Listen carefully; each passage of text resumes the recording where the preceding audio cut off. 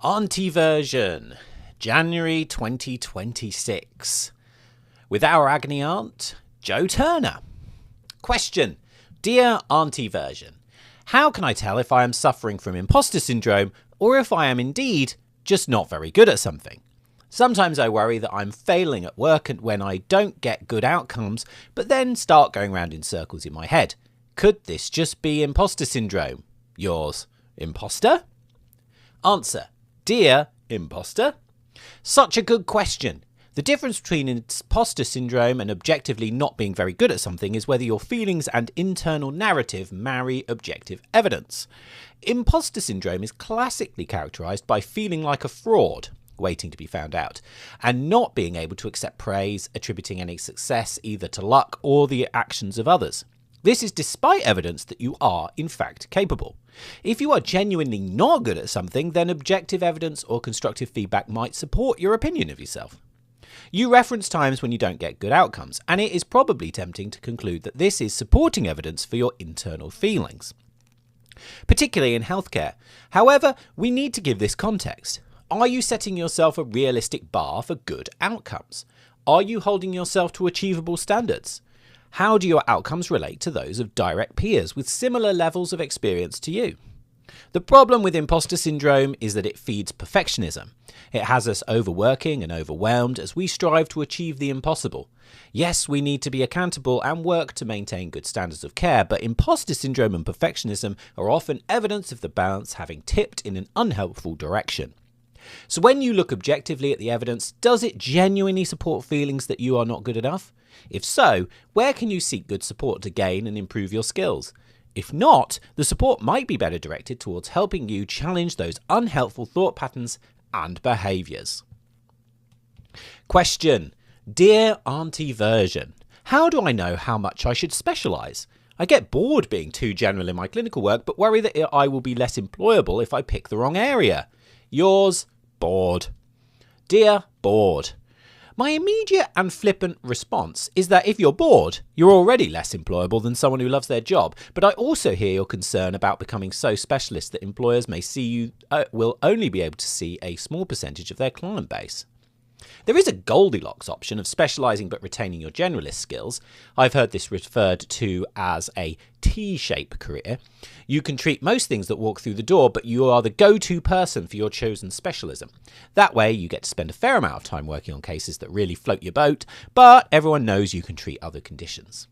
I would say that specialism often increases rather than diminishes employability, particularly if you can pick something that is future-proof. Look at what's going on in the wider world of MSK and outside. If you can offer something that helps an employer offer up-to-date services that are in line with emerging evidence and people's needs in the modern world, you are going to be very popular. And specialism needn't be a trap. Nothing is forever. In a long career now, I've enjoyed many specialism chapters. Question. Dear Auntie version, I see a lot of people talking about getting their health and fitness in order in the new year, but I feel like such a hypocrite. I'm not in a position to prioritise myself right now health-wise, but still have to play the Mr. Motivator role. How can I walk the walk as well as talk the talk? Yours, Mr. Unmotivated. Answer. Dear Mr. Unmotivated, we all know that health and fitness regimes, even in someone with great insight and commitment, are subject to fluctuation or complete derailment, because life happens. But we perhaps don't talk about that enough as therapists. A colleague used a wonderful phrase on a clinic WhatsApp group recently. She said, we all know each other, we know we are juggling and struggling at times, but we always have the best of intentions. Admittedly, this was clinician to clinician, but I think there is a level of being real we can find with our patients without it being an overshare.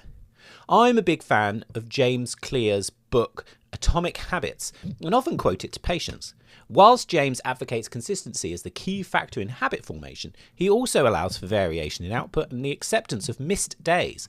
His point is that habits are not broken on the first missed day. Instead of thinking we've failed and all is lost, much better to have compassion for ourselves and commit to trying again tomorrow, or maybe even next season. As for being Mr. Motivator, fabulous though he was in the 90s, maybe Mr. or Mrs. Relator is more appropriate icon for our times. Question. Dear Auntie version, I'm a physio working in an NHS clinic and the wait times for appointments are getting me down. If I see someone today, I'm looking at 6 weeks before I can book them in for a follow-up appointment. It's not working for them and it's not working for me. How can I stay sane at work whilst doing my best for the patient? Yours, Struggling. Answer. Dear Struggling, I'm certainly not going to try and persuade you that having 6 weekly follow-ups as the only option for any condition counts as good care. Sadly, it's a situation many readers will recognise all too well. We know the problem is systemic and hopefully most clinicians are not blaming themselves for it, but that doesn't make it any easier when you're the one sitting in front of an understandably frustrated, frightened or desperate patient. So what can you do about it? Some people channel their own frustration into activism. Are there avenues or organisations you can use to advocate for patients and push for change? Even small actions may help you reclaim some sense of agency.